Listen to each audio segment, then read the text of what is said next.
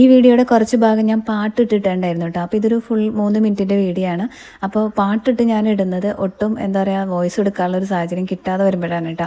അപ്പോൾ വെറുതെ ഇന്ന് ചായയുടെ കടിയൊക്കെ കുറച്ച് ലേറ്റ് ആയിട്ട് ഉണ്ടാക്കിയാൽ മതി. കാരണം ഇവിടുത്തെ ചേച്ചി ഞാനും മാത്രമാണ് കഴിക്കാനുള്ളൂ. ചേച്ചിയാണെങ്കിൽ 9:30 ആയിട്ടാണ് കഴിക്കുള്ളൂ. അപ്പോൾ പിന്നെ വെള്ളയപ്പമൊക്കെ ആകുമ്പോൾ ചൂടനെ ഉണ്ടാക്കി കഴിക്കാമല്ലോ എന്ന് വെച്ചിട്ട് ലേറ്റ് ആയി. എന്നാൽ പിന്നെ വീഡിയോ എടുക്കാമെന്ന് വിചാരിച്ചു.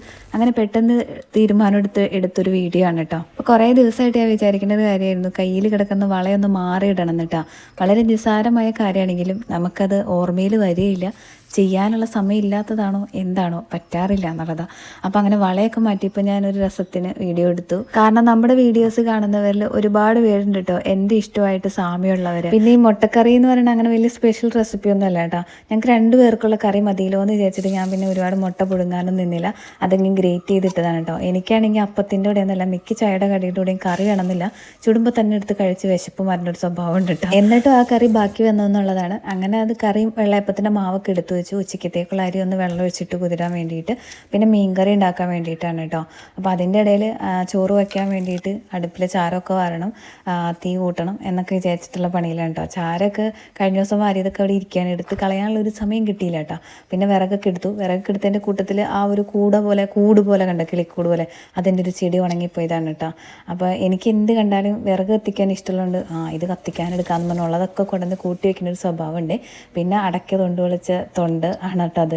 അങ്ങനെ എന്ത് കിട്ടിയാലും എല്ലാവർക്കും അങ്ങനെ ആയിരിക്കും. നമ്മൾ ചെയ്യണ ഒരു പണിയായിട്ട് ബന്ധപ്പെട്ട് എന്തെങ്കിലും കണ്ടു കഴിഞ്ഞാൽ അതൊക്കെ എടുത്ത് കൂട്ടി വയ്ക്കില്ല. പിന്നെ മീൻകറി വയ്ക്കാൻ വേണ്ടിയിട്ട് ഞാൻ എല്ലാം കൂടിയിട്ട് വഴറ്റി പൊടികളൊക്കെ ഇട്ട് മിക്സിയിലിട്ട് അരച്ചെടുത്തിട്ട് വയ്ക്കാം.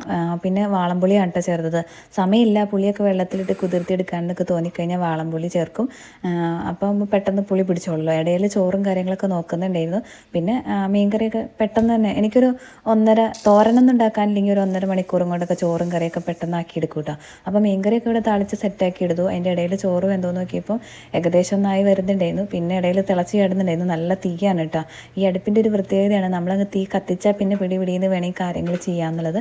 അത് കഴിഞ്ഞ് നമ്മുടെ പൂച്ചകൾക്കുള്ള അരിയും കൂടെ അടുപ്പത്തിട്ടായിരുന്നു കേട്ടോ. അതൊന്നും വീഡിയോ എടുക്കാൻ പറ്റിയില്ല.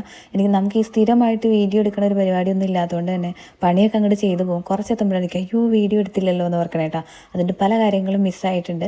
പിന്നെ തുണിയൊക്കെ അലക്കാനിട്ടു, ഉണങ്ങിയ തുണിയൊക്കെ എടുത്തു. പിന്നെ ഇവിടെ താഴെ കെട്ടിയത് പൊക്കം കൂടിപ്പോയതോടെ എനിക്ക് പൊക്കമില്ലാത്തതുകൊണ്ട് തുണി വിരിച്ചിടാനും എടുക്കാനും ഭയങ്കര മടിയായി മാറിയിട്ടാ. അങ്ങനെ പോണ വഴിക്ക് നമ്മുടെ അടുപ്പിൽ തീയും കൂടെ കൂട്ടി വെച്ചിട്ടൊക്കെ പോയി. അത് കഴിഞ്ഞ് നമ്മൾ ചോറുണ്ണാൻ ഇരുന്നു കേട്ടോ. അത് കഴിഞ്ഞ് വൈകുന്നേരം ആയപ്പോൾ എനിക്ക് കിട്ടിയൊരു പണിയാണ് കേട്ടോ. മുട്ട പുഴുങ്ങിയത് ചൂടാറിപ്പോയി എന്ന് പറഞ്ഞിട്ട് ചൂടാക്കാൻ വേണ്ടി ഓവനിൽ വെച്ചതാണ്.